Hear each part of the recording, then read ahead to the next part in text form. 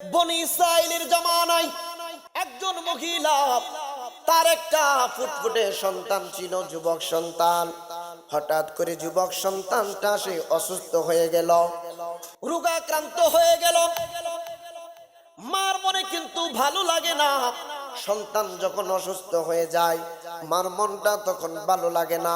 যতক্ষণ পর্যন্ত সন্তান সুস্থতা লাভ না করে, ততক্ষণ পর্যন্ত মায়ের মনে কোনোদিন শান্তি আসে না।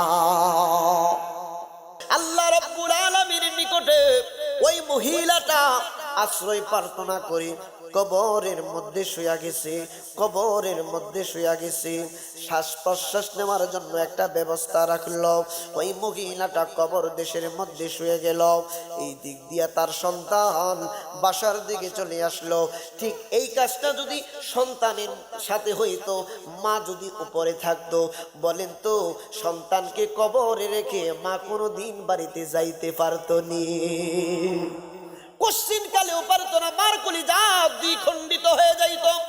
মা এমন একটা বস্তু, মা সন্তানকে বড়ই ভালোবাসে, কারণ মায়ের নারের সাথে সন্তানের নারের একটা গোপন সম্পর্ক আছে। সুবহানাল্লাহ। ওই যুবকটা বাসার মধ্যে চলে গেল রে বাপ। বাসার মধ্যে যাওয়ার পরে ওই মহিলাটা বলতেছে, আমি দেখলাম, আমি যখন কবরের মধ্যে আমি পড়ে রইলাম, হঠাৎ করে আমি দেখলাম আমার মাথার পাশ দিয়া ছিদ্রি দেখা যায়, মাথার পাশ দিয়া ছিদ্রি দেখা যায়। আমি যেই মাত্র ছিদ্রি দিয়া তাকাইলাম, তাকানোর পরে আমি তাকাইয়া দেখি এই ছিদ্রি দিয়া একটা বড় সুড়ঙ্গ দেখা যায়। আমি তাকাইয়া দেখি গো, এই সুড়ঙ্গ দিয়া তাকাইয়া দেখি বিশাল বড় একটা বাগান দেখা যায়। সুবহানাল্লাহ। বিশাল বড় একটা বাগান দেখা যায়।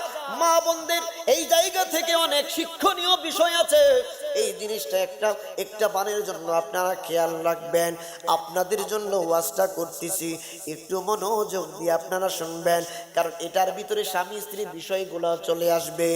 ওই মহিলা ডাক দিয়া কই, শুনো, আমি তাকায়া দেখলাম একটা সুড়ঙ্গ দেখা যায়। এই সুড়ঙ্গ দিয়া আমি তাকায়া দেখি একটা বিশাল বড় একটা বাগান দেখা যায়। এই বাগানের সামনে, বিশাল বড় একটা বাগানের সামনে বিশাল বড় একটা অট্টালিকা দেখা যায়, বাড়ি দেখা যায়, হাউস দেখা যায়। এই হাউসের সামনে দুইটা মহিলা বসে আছে রে বাপ। ওই মহিলাগুলা আমাকে আহ্বান করতেছে, আহ্বান করতেছে। আমি ইনজিমিন টাইমে যেই মাত্র এই ফাঁক দিয়ে আমি ভিতরে প্রবেশ করতে চাইলাম, হঠাৎ করে কুদরতি ভাবে আল্লাহর হুকুমে এই সুড়ঙ্গ দিয়া আমি যাওয়ার জন্য একটা রাস্তা হয়ে গেছে। একবার জোরে বলা যাবে কি সুবহানাল্লাহ? আরো জোরে বলুন সুবহানাল্লাহ। ওই মহিলাটা ডাক দিয়া কই, শুনো, আমি যেই মাত্র আমি এই বাগিচার ভিতরে আমি গেলাম, হাদিকাতুন মানে বাগান, বাগানের মধ্যে যখন আমি চলে গেলাম, বাগানের ভিতরে চলে যাওয়ার পরে আমি তাকায় দেখি সুন্দর দুইটা মহিলা দেখা যায়। ওই দুইটা মহিলার সামনে আমি চলে গেলাম, যাই আমি তাদেরকে সালাম পেশ করলাম, তাদের সামনে আমি তাদেরকে সালাম দিলাম। এই দুইটা মহিলা আমার সালামের কোনো জবাব দেয় না, একদম চুপচাপ বসে আছে। আমি তাক দিয়া বললাম, বোন গো, আমি সালাম দিলাম, আমার সালামের জবাব তোমরা কেন দিলা না? ওই দুইটা মহিলার মধ্য থেকে জবাব আসলো, বোন গো, একটা মানুষ যখন মৃত্যুবরণ করে তখন তার সমস্ত ইবাদত বন্ধ হয়ে যায়, তার কোনো আমল করার সুযোগ থাকে না, এই জন্য সালামের জবাব দিতে পারবো না। আহারে, কথায় কথায় কথাটা মনে হয়ে গেল। সুনানুত তিরমিজি শরীফের হাদিস, যেই সুনানুত তিরমিজি শরীফটাকে জামিউত তিরমিজি বলা হয়, জামি গ্রন্থ বলা হয়। ইমাম আবু জাফর তিরমিজি রাহমাতুল্লাহি আলাইহি বড় চমৎকার ভাবে হাদিস খানা তিনি কোট করেছেন। নবীজি বললেন, একটা মানুষ যখন মারা যায় তার দুনিয়ার সমস্ত আমলগুলো বন্ধ হয়ে যায়, কিন্তু তিনটা জিনিস তার জন্য বরাদ্দ থাকে, খোলা থাকে। এক নাম্বার হলো, বাবা মনোযোগ আছে, অসুবিধা হবে, হ্যাঁ এগুলো শেখার দরকার না। নবীজি বললেন, কোন মানুষ যখন মারা যাইব তার জন্য দুনিয়ার সমস্ত আমলগুলা বন্ধ হয়ে যাবে, কিন্তু তার জন্য তিনটা রাস্তা খোলা থাকবে, তিনটা রাস্তা খোলা থাকবে। আমি এক এক করে বলছি, সিরিয়াল যদিও আমি মেনটেন করব না, বোঝানোর জন্য সহজভাবে নিয়ে আসছি। নবী আমার ডাক দিয়া বললেন,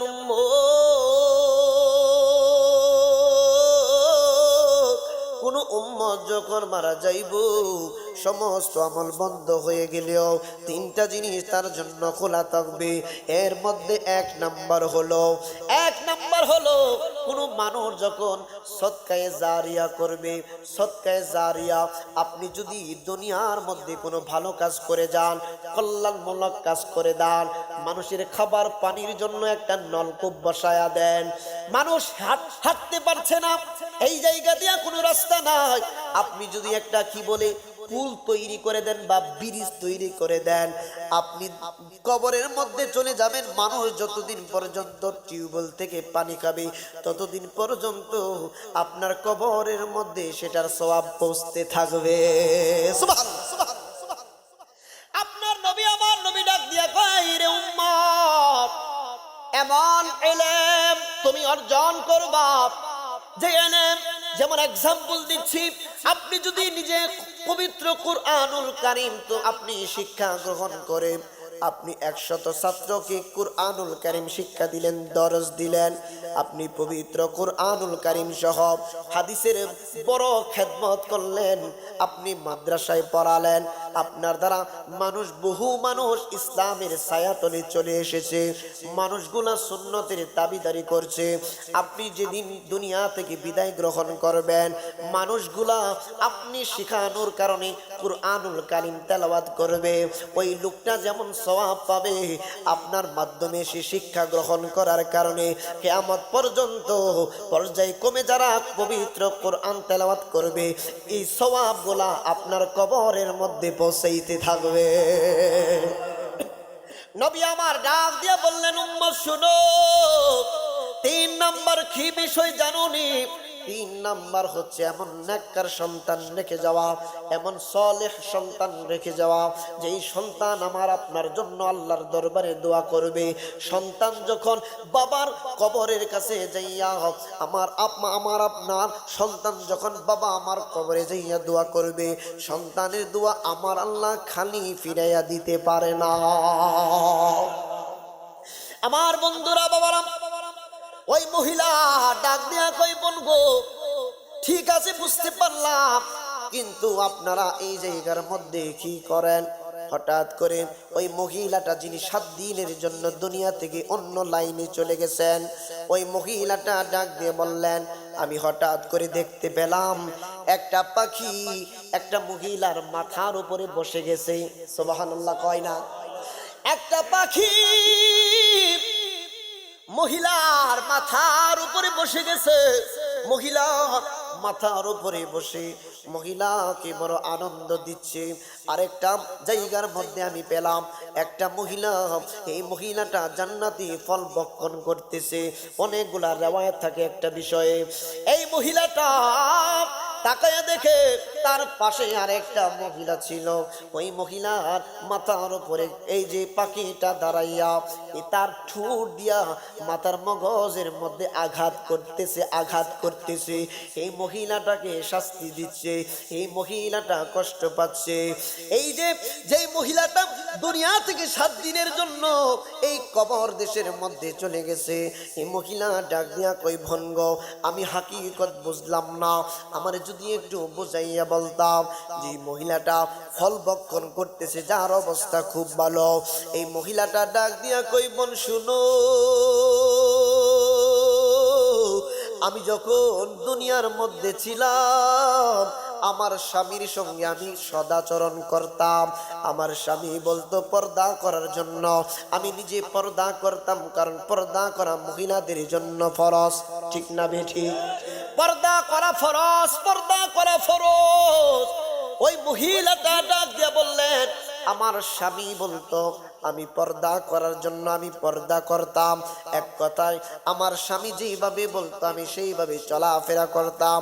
আমার স্বামীর মনে কোনো দিন আমি কষ্ট দিতাম না।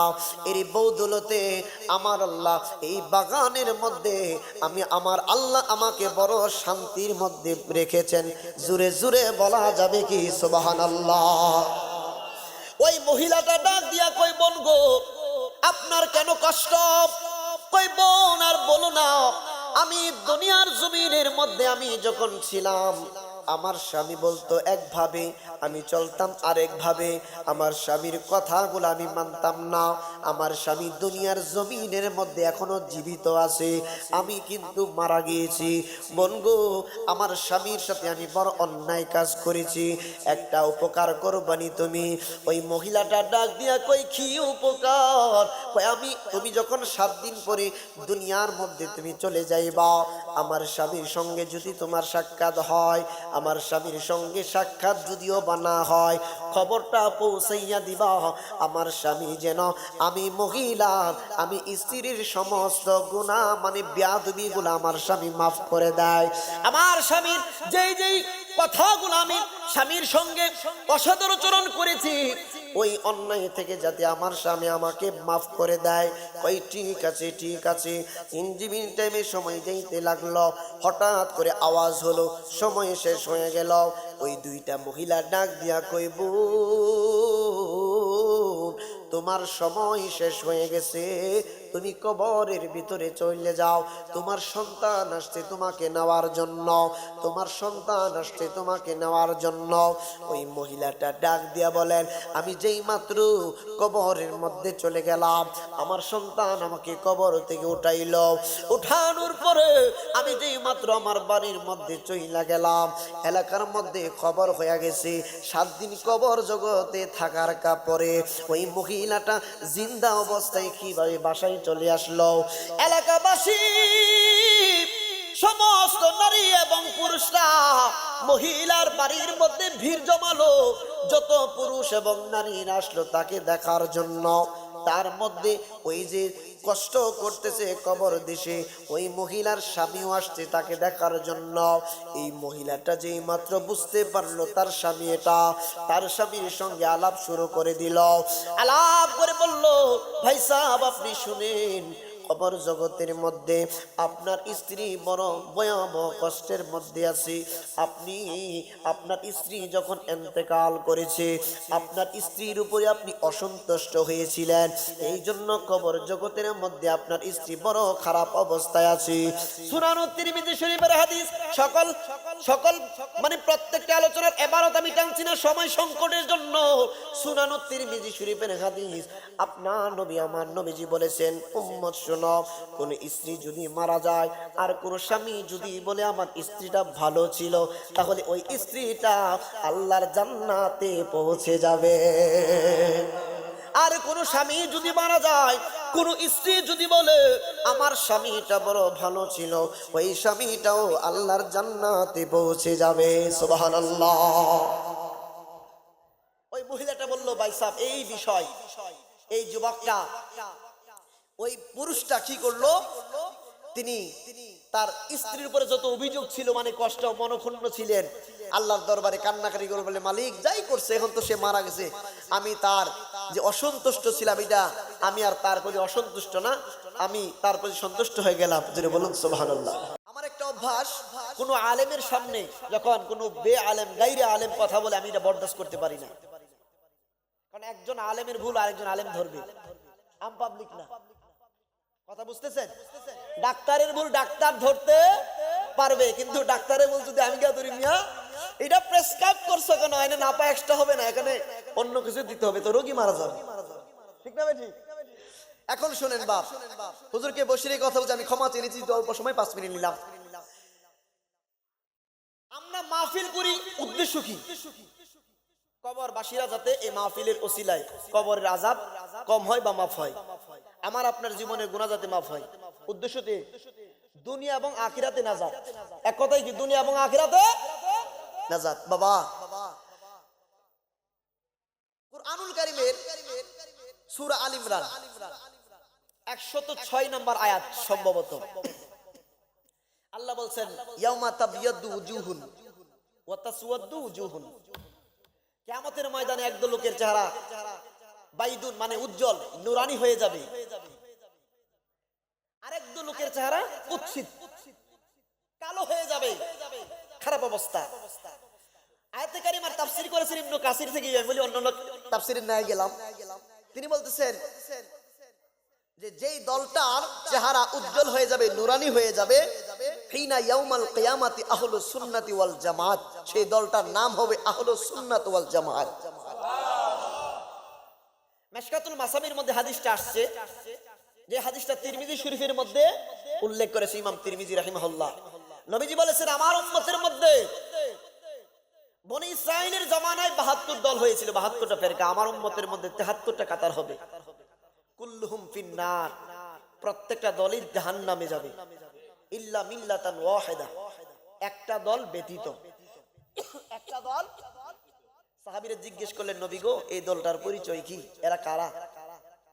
নবীজি বললেন মা আনা আলাইহি ওয়া আসহাবি, আমার মত আমার পথ, আমার খোলাফায়ে রাশিদিন অর্থাৎ আমার সাহাবাগণের মত, আমার সাহাবাগণের মতের উপরে যারা প্রতিষ্ঠিত থাকবে তারাই হবে এই এক দল, যারা নাজাতপ্রাপ্ত দল, জান্নাতি দল। সুবহানাল্লাহ।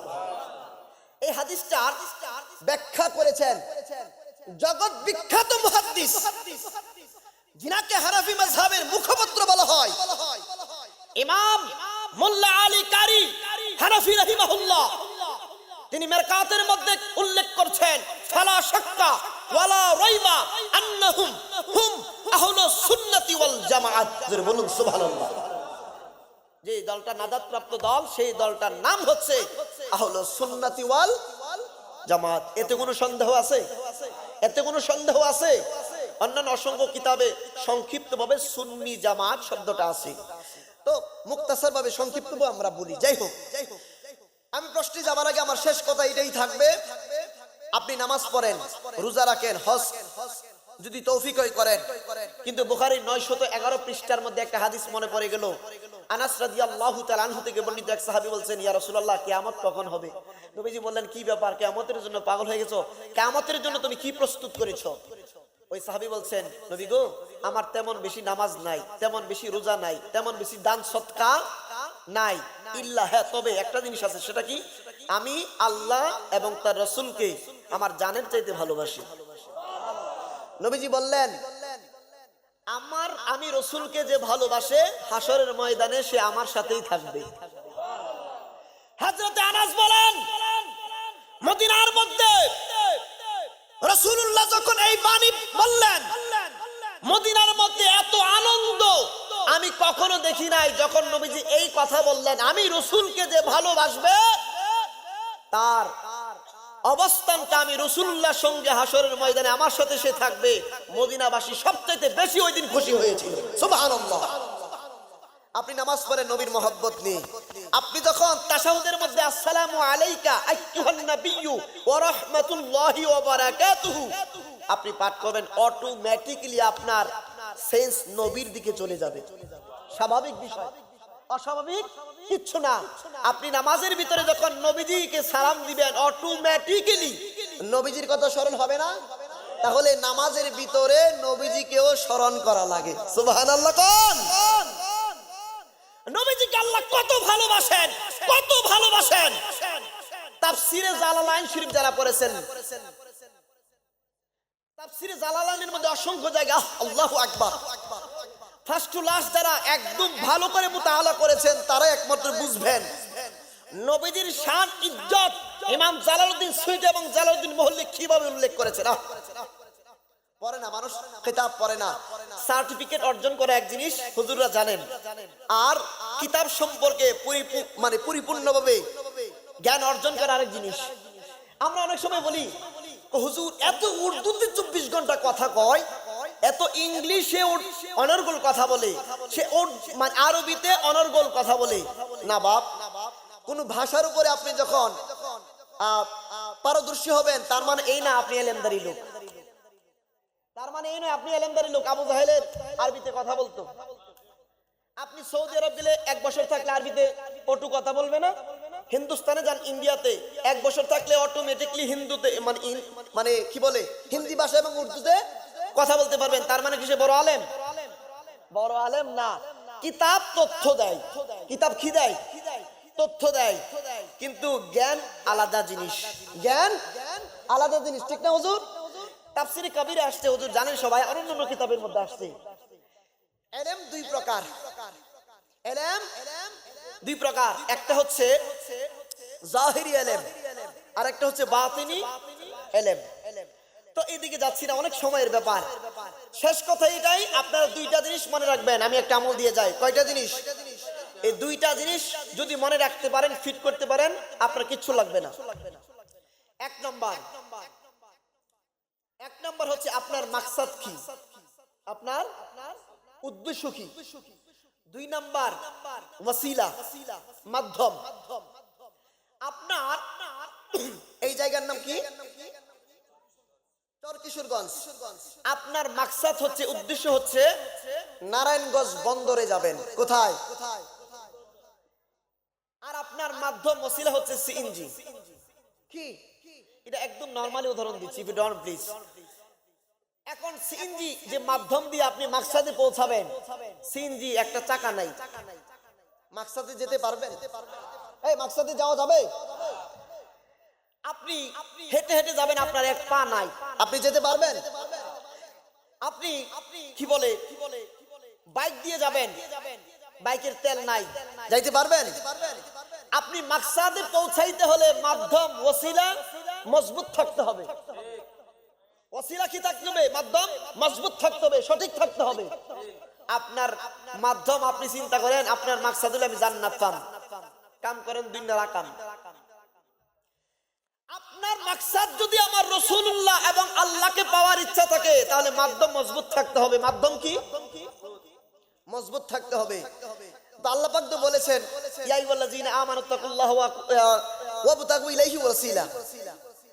তো ওসিলা তালাশ করে বুখারীতে আসছে, না কামানের কথা বিভিন্ন ভাবে আসছে, এটা মানি। কিন্তু বলেন আপনি এখন যে এশার নামাজ পড়ছেন, বলেন এটা কি কবুল হয়েছে? জানেন? তো যেই জিনিসটার ব্যাপারে আপনি গ্যারান্টি দিতে পারছেন না, ওই জিনিসটা মাধ্যম বানাইতে পারবেন? মাধ্যম বানাইতে পারবেন? কিন্তু আপনি যদি আমার রহমাতুল লিল আলামিন নবীকে মাধ্যম বানান, ওসিলা বানান, আপনার দোয়াটা মিস হবে না। আপনার দোয়াটা আল্লাহর কসম, আল্লাহর কসম, আল্লাহর কসম। তাফসিরে মারিফুল কোরআন 327 পৃষ্ঠা এখন খুলেন, যেটা সৌদি আরব থেকে প্রত্যেকটা মসজিদে দেওয়া হয়েছিল, সবাই জানেন। এখন বোধহয় মানে খুব কম আছে, যার যার মতো করে মসজিদ থেকে অনেকের বাসায় নিয়ে গেছে। আমার কাছে এক কপি এখনো আছে। 327 পৃষ্ঠার মধ্যে মাঝামাঝি লেখা আছে, নবীজি এক সাহাবীকে দোয়া করতে শিক্ষা দিচ্ছেন। নবীকে কেমনে দোয়া করব?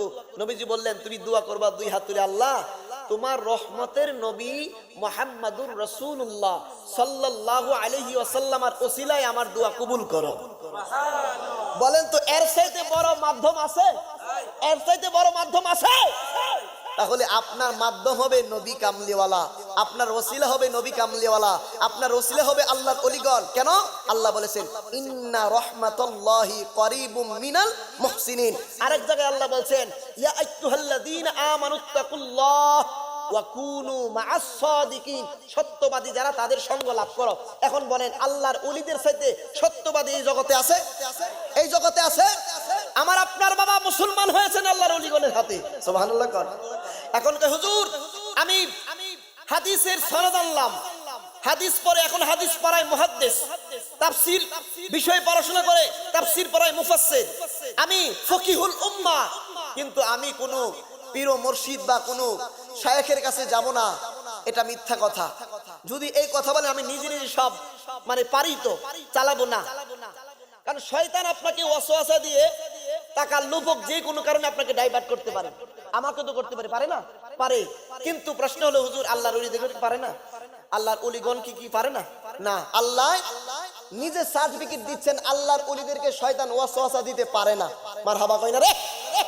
ইন্না ইবাদি লাইসা লাকা আলাইহিম সুলতান, ইন্না ইবাদি লাইসা লাকা আলাইহিম। আল্লাহ বলে শয়তান, ইবলিস, আমার ইবাদত গুজার, আমার হক্কানি আল্লাহর ওলি যারা, মূলত আমার বান্দা যারা, মুমিনে কামেল যারা, তাদের উপর তুই শয়তানের বাদশাগিরি চলবে। এই জন্য ওনাদের কাছে গেলে শয়তানও দূরে যাইবগা, আপনি আল্লাহর ওলিদের উসিলায় হেদায়েত পেয়ে যাবেন। কথা বুঝতেছেন? কথা বুঝতেছেন? আমার নবী, আপনার নবীজির মাথা মুবারকের চুলের আগা মুবারক থেকে নিয়ে পায়ের তলা মুবারক পর্যন্ত যদি বয়ান শুরু করি আপনি আশ্চর্য হবেন, আপনি কল্পনাই করতে পারবেন। আরে নবীর উম্মতের কথা চিন্তা করেন না। ইমাম আলা হযরত আজিমুল বরকত আহমদ রেজা খান ফাজিলে বেরলভী রাদিয়াল্লাহু তাআলা আনহু মাটি নিয়ে গবেষণা শুরু করলেন। মাটি নিয়ে গবেষণা করতে করতে 311 রকম মাটি তিনি আবিষ্কার করলেন। আবিষ্কার করার পরে তিনি চিন্তা করলেন সব রকম মাটি দিয়া তো তায়াম্মুম করা যাবে না। এখন তিনি গবেষণা করতে করতে করতে করতে 181 রকম মাটি দিয়ে তায়াম্মুম করা জায়েজ তিনি প্রমাণিত করলেন। ওনার আল্লাহর ওলিগণ কি বলবো আপনাদেরকে, সময়টা নাই। আমি যদি পারতাম আপনাদেরকে সময় নিয়ে বুঝাইতাম যে নবী কি জিনিস, নবী কি জিনিস। পৃথিবীর বুকে যত আউলিয়া কেরাম ছিলেন, নবীজিকে যারা দেখেছেন, সুনান তিরমিজি শরীফে তো আছে, হুজুররা জানেন নবীজি বলেছেন আমি রাসূলুল্লাহকে যার চোখ একবার দেখেছি তার জন্য জাহান্নামের আগুন হারাম। শুধু তাই নয়, আমি রাসূলুল্লাহকে যে দেখেছে তাকেও যে দেখবে তার জন্য জাহান্নাম। আপনার বাবাকে কতবার দেখলেন, আপনার মাকে কতবার স্বপ্নে দেখলেন, দাদাকে দেখলেন, দাদিকে দেখলেন, 14 গোষ্ঠীকে স্বপ্নে দেখেন, কোন হুজুর ফতোয়া দিল না জাহান্নামের আগুন হারাম। তাহলে ওই রাসূল কারীম সাল্লাল্লাহু আলাইহি ওয়াসাল্লাম আমাদের পৃথিবীর কোন সৃষ্টির সাথে আমার নবীর তুলনা চলবে? পৃথিবীর কোন সৃষ্টির সাথে আমার নবী আপনার নবীর তুলনা চলবে? আপনি যদি মিসাল দিতে চান, তুলনা করতে চান, নবীজির চুল মুবারক থেকে তুলনা শুরু করেন। আপনার চুলকে ভিজিয়ে দিলে এই গ্লাসের পানিটা আপনার আপন বিবি খাবে না, আপনার উস্তাদ খাবে না, আপনার ছাত্র খাবে না। উম্মে সালমা রাদিয়াল্লাহু তাআলা আনহা বলছেন মানুষের যখন রোগ হতো, অসুস্থ হয়ে যেত, তখন মানুষটা পানি নিয়ে আসতো, নবীজির এক গাছা চুল মুবারক ভিজাইয়া দিতাম, খাইতো, রোগ ভালো হয়ে যেত। বুখারীর হাদিস জিলদে সানির মধ্যে ইমাম বুখারী রাহিমাহুল্লাহ কোট করেছেন, নবীজি হজ করে আসলেন, মাথা মুবারক থেকে অর্ধেক মাথা মুবারকের চুল মুবারক মুন্ডন করলেন। আবু তালহাকে ডাক দিলেন, তালহা এদিকে আয় বেটা, এই নে চুল মুবারক সাহাবীদের মধ্যে বিতরণ করে দে। আবু তালহা রাদিয়াল্লাহু তাআলা আনহু আরো অর্ধেক চুল মুবারক মুন্ডন করার পরে এটাও বললেন বিতরণ করে দাও। এখন যদি আমরা সমস্ত হুজুর বড় বড় শাইখুল হাদিস চুল কাটটা যদি কই এই যে আষ্টেহারের বিরিয়ানি না দিয়া চুলগুলা বিতরণ করে দিই, বাড়ি একটা মারি ধরবো, নবীজির চুল মুবারকের সাথে আমার আপনার তুলনা চলবে? এরকম চোখ মুবারক, নাক মুবারক, থুতু মুবারক, এরকম যদি আমি বলতে থাকি আরো কঠিন কিছু হাদিস শরীফ আছে, সুনান দারিমির মধ্যে সহ আরো অসংখ্য হাদিস আছে। আপনি বললে আশ্চর্য হবেন, নবীজি বুখারীর মধ্যে আছে, বুখারীর মধ্যে, মুসলিমে আছে। সাহাবীরা বলছেন নবী গো আপনার মতো কেহই নাই, আপনার মতো। সাহাবীরা মানে কি বলবো, সাহাবীরা কোনো জিজ্ঞেস করলে, নবীজি কোনো কিছু বললে সাহাবীরা একটাই উত্তর দিতেন, আল্লাহ এবং তার রাসূলই ভালো জানেন। তাফসিরে জালালাইন শরীফ, কি শরীফ? তাফসিরে জালালাইন শরীফ, ইসলামিয়া কুতুবখানা 7 খণ্ডে সমাপ্ত, বাংলাকরণ করা হয়েছে, হুজুর জানেন মনে মাদ্রাসায় আছে। এটার প্রথম খণ্ড 69 পৃষ্ঠা, এখন খুলে দেখেন, মাঝামাঝি লেখা আছে হরফে মুকাত্তাআতের ব্যাপারে, যে এই হরফে মুকাত্তাত আলিফ লাম মিম ইয়াসিন তাহা কাফা ইয়া আইন সাদ এগুলার ব্যাপারে এটার গোপন ভেদ রহস্য হাকিকত আল্লাহ এবং তার রাসূল জানেন। সুবহানাল্লাহ কয় না? আল্লাহ এবং তার রাসূলুল্লাহ এটা কিভাবে? তাফসীরে বগবী এখন মূল কিতাব, জিবরাইল আসলেন, আর অন্য কিতাবে আছে, জিবরাইল আসলেন, নবী গো আপনি পাঠ করুন কাফ। নবীজি বলেন আলিম তু, আমি জানি। অবশেষে অনেক ঘটনা, যাই হোক একদিন যাচ্ছি না, নবীজির এলম নিয়ে যদি কেউ কথা বলে, নবীজির জ্ঞান নিয়ে যদি কেউ কথা বলে, আদম নবীকে আল্লাহ সমস্ত কিছুর ভাষা শিক্ষা দিয়েছেন, কোরআনে আছে না হুজুর? কোরআনে আল্লাহ পাক বলেছেন। এখন বলেন আপনি যদি ভাষার ভিতরে আসেন, ভাষা, আল্লাহ পাক আদম নবীকে যখন ভাষা শিক্ষা দিয়েছেন, পানির আরবি কি? মা বা মাউন, যে বই বলে আরবি, মানে সৌদি আরবে এক বাবাই বলে, আই ডোন্ট নো, আমি জানি না, মাউন মানে কি? পানি। মাউন মানে কি? পানি। এখন আদম নবীকে যখন আল্লাহ শিক্ষা দিয়েছেন মাউন, এটা পানি। এখন বলেন এই যে আদম নবী থেকে শুরু করে হাজার হাজার বছর পরে এখন আমরা পানিকে বলছি অনেকে জল। এই কথাটা কি একটু দিবেন, পানিকে কি বলছি? আর পানি তো আরবি শব্দ না, ফার্সি শব্দ। পানি কি ফার্সি শব্দ, বাংলাতে বলছি আবার জল, পানি বলছি, আবার ইংলিশে কি বলছি? ওয়াটার। আর আদম নবীকে আল্লাহ কি ভাষায় শিক্ষা দিয়েছেন? মাউন, আরবিতে।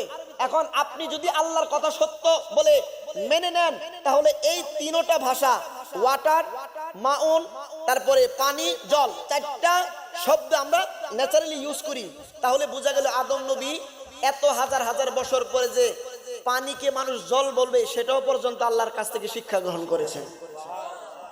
কারণ আল্লাহ তো সমস্ত ভাষা শিক্ষা দিয়েছেন, সমস্ত ভাষার মধ্যে পানি একটা ভাষা, জল একটা পরিভাষা, ওয়াটার একটা পরিভাষা। এটাও আদম নবী জানেন। তো আদম নবী যদি জানেন, আমার নবী আপনার নবী জানে না? এই আমার নবী আপনার নবী জানে না? ক্ষমতা দিয়েছেন কে?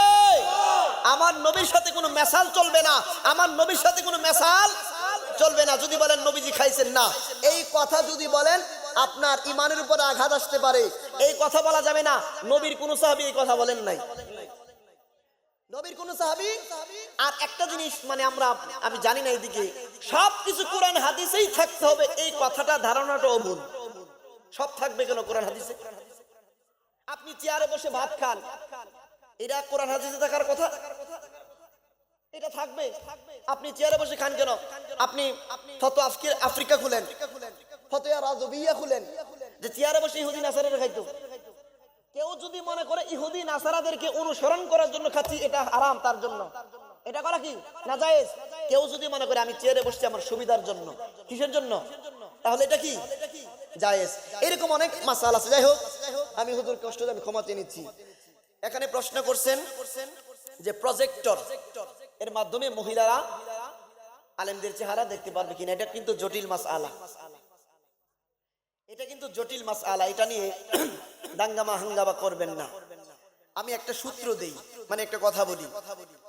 ধরুন এক্সাম্পল, মহিলারা এখানে আসলোই না, এক্সাম্পল, বুঝতে পারছি, আসলোই না, বাসায় বলে ওই যে কি বলে টেলিভিশনে বড় বড় আলেমদের ওয়াজ শুনে না, ওইটা জায়েজ কিনা? ওইটা জায়েজ কিনা? আমার কণ্ঠ শুনতেছে না মা বোনেরা? ক্যামেরা বন্ধ করে দিলাম। আমার কণ্ঠ শুনছেন কিনা? এই কণ্ঠ শুনছে কিনা? এটা জায়েজ কিনা বলেন? এটা বোঝানোর জন্য বলছি, আমি একদম মেসেজ দিচ্ছি। শুনেন, এই প্রশ্নটা কিন্তু নিজেদের মধ্যে অনেক ফিতনা হবে। একটা হাদিস শুনেন, একটা হাদিস শুনেন। নবীজির একজন অন্ধ সাহাবী গেছেন নবীজির কদমে, হুজরা মুবারকে, উম্মে মাকতুম রাদিয়াল্লাহু তাআলা আনহা। হুজুর জান, জি আমি ফুল নামটা বলছি না, আমি সংক্ষেপে বলছি এই জন্য।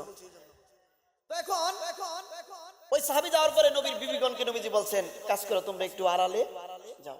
তো নবীজিকে বললেন, নবী গো, উনি তো চোখে দেখে না। জি আমি আবারও টানছি না।